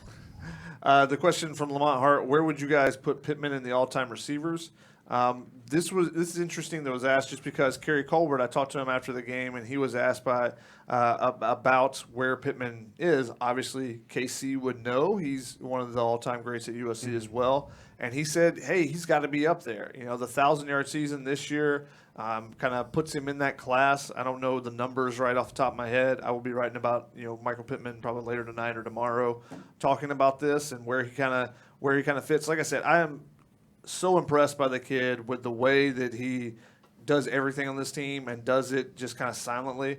He looked kind of defeated after he scored the touchdown when he was, when his teammates were coming over on the bench to celebrate with him. Like it's not about him. Now, but then when Drake London came over, I got a couple of good pics of them celebrating together, and he pepped up, and which is interesting to me, which shows me the dynamic of that mentorship. Yeah, there. It's a really interesting thing, and we heard more about it in post game on Saturday because Pittman said that he challenged Drake London after the Washington game. He said, "I want to see more from you," and so seeing how that relationship has developed over the course of the season is really interesting. And he's also the guy that Kyle Ford said, "Hey, I look up to Michael Pittman." He was just playing special teams the first week. I think he got into the second week against Oregon was the second game. But he said, I see him and see what he's doing. And, I'm trying to go out there on special teams because, like I said, you can't, especially as a wide receiver, you can't be like, no, I'm better in special teams. Yeah. No, that's not for me. I'm a receiver. I'm the guy that catches the ball for touchdowns. No, you see him and you go, okay, I'll do whatever you ask, Coach. I want to be like him. Yeah. Shotgun, what's the analogy you had on the Family Feud podcast about when someone was missing on special teams with Pittman? Oh, it was an analogy. Or it was an example? So there was a timeout, the Arizona game. Clay Helton calls a timeout with like a minute or so to go, and people were like, why are they calling a timeout right now? Because Michael Pittman is so into the game and so observant. He's been out of the game on offense for a little while now. They had already put all the subs in. It was a blowout game. They had 10 guys run out for a punt coverage. And he's I don't think he's normal. No, he's not normally on that unit. Not on punt coverage, Yeah, he's not on punt coverage. He notices it. He went out there. He has his helmet in his hand. He's ready and runs out there. And Clay Helton ends up calling a timeout. And it's like, dude, not you, anybody but you. But it shows how invested he is. Yeah. That he was paying attention, even though he's been out of the game for probably 10 minutes game time wise, which is 25 to 30 minutes in real time. That he's still paying attention, is locked in, and says, "Oh, there's 10. I'll go sacrifice myself on this play to fill in to make sure we don't get a penalty or make sure they don't get a return because we're a guy short." So it just shows how much he cares for this team and how invested he is, and those are things that national writers aren't going to see. Yeah. That's not going to show up in the stat line, and that's unfortunate because of how how important he is and impactful he is to this team. Mm-hmm. But NFL scouts will talk to coaches. They'll talk to trainers. They'll find that out. If they're looking at wide receivers and they got a guy who is like Michael Pittman, has the work ethic that he has, the attitude that he has, and then you have a guy who, right when he gets drafted wants to buy 10 gold chains and Instagram post it or something like, you know what I'm talking about. Who do you go with? You want to go with guys that you can rely on, that you can put faith in. And one thing I'll say about Michael Pittman, he really exemplifies what we would want USC football players to be like, not just as a player, but as a person. And I think for some of these young guys, especially Kyle Ford, they have to realize that it's more than just saying, I want to be like that guy, and really have to understand that it's doing, like we're talking about, the little things day in, day out. It's not like, just sitting there hanging out with your boys and saying, man, I want to be a great wide receiver like you one day. it's not that. It's waking up in the morning at 6 o'clock when you're tired or sore and doing it then and then doing it again the next day and the next day. And that's why guys like Michael Pittman, man, he's a great player, but you could just really tell that he really epitomizes the type of football players that we need. If we had a bunch of dudes like him on the team,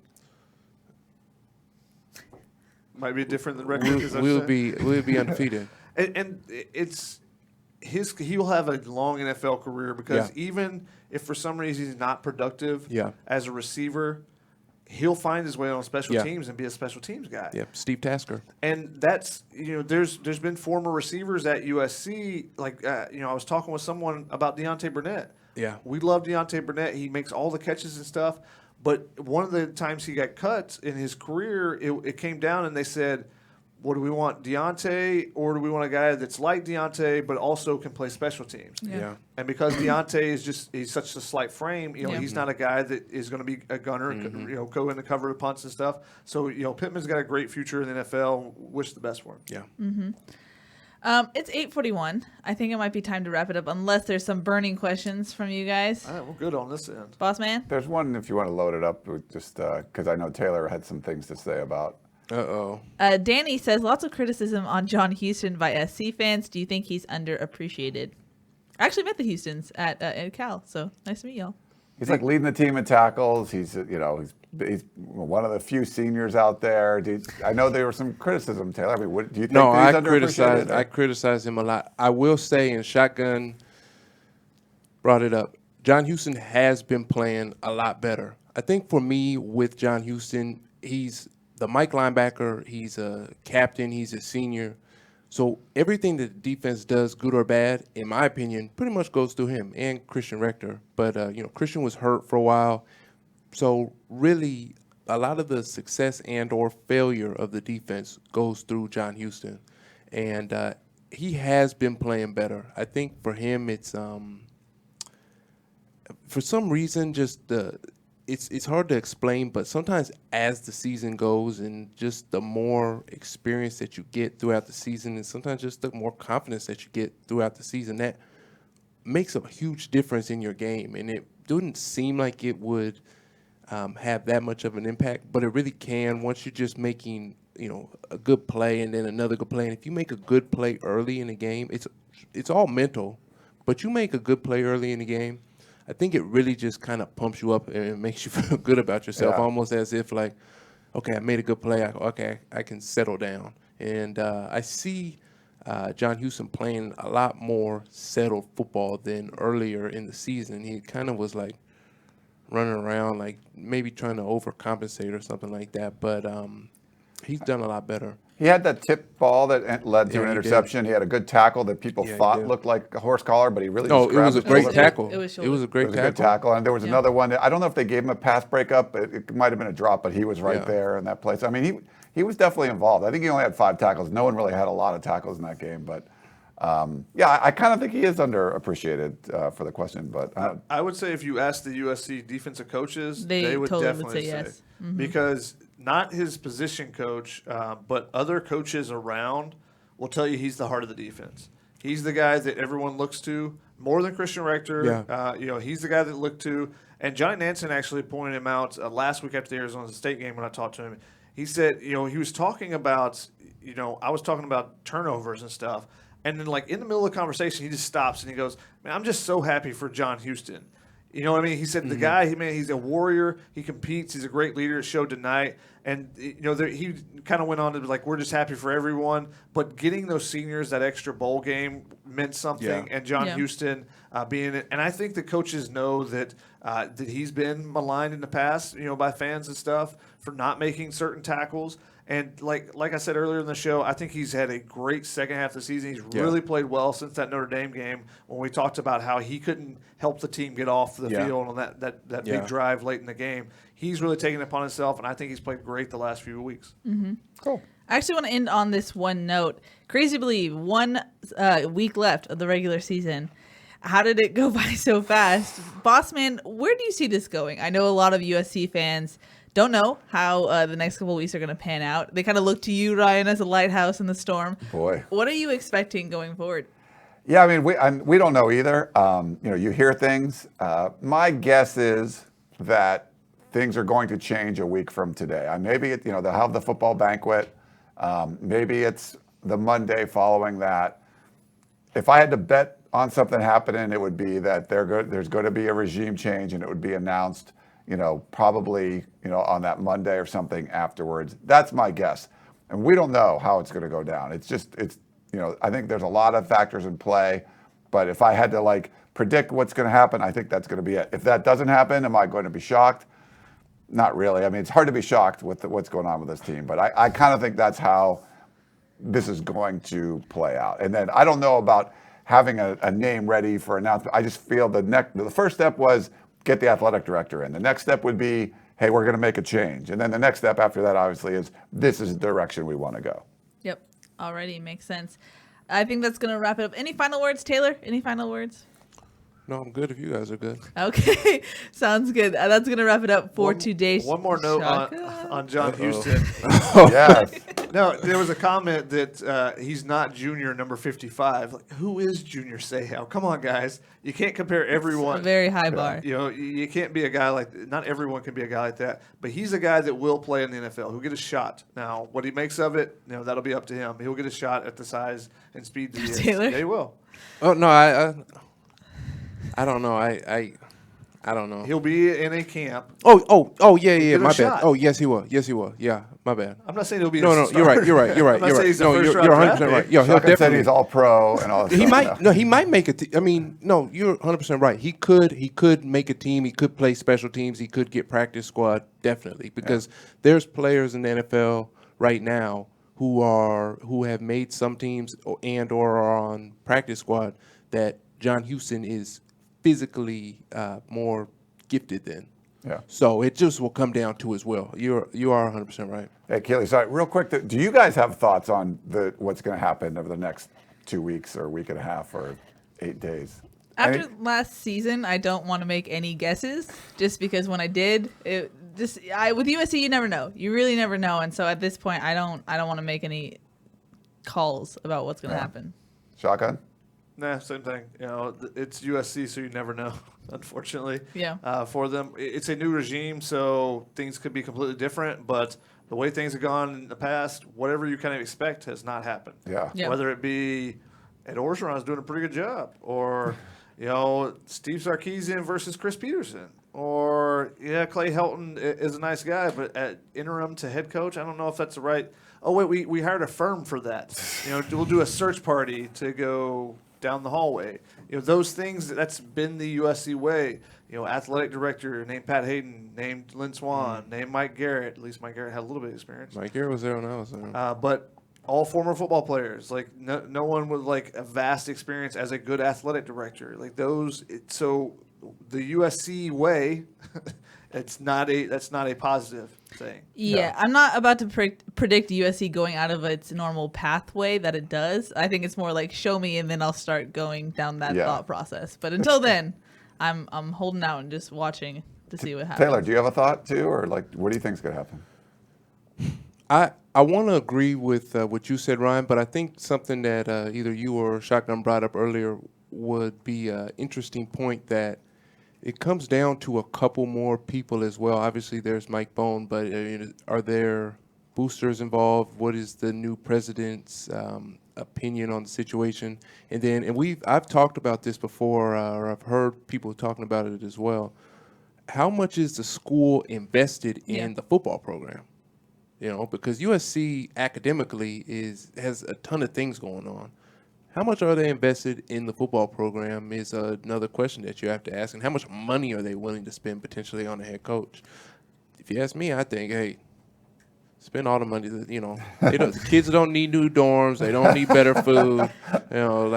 Says former football player Taylor Mays. Yeah, we don't, they could use the same books and whatever they do. But you have winning football, it provides money for all those things too. Yeah. So Alrighty. we'll see.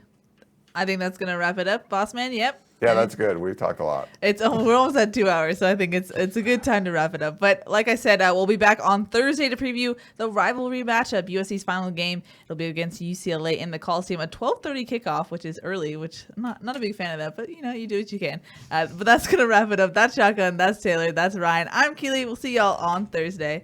Bye. See ya.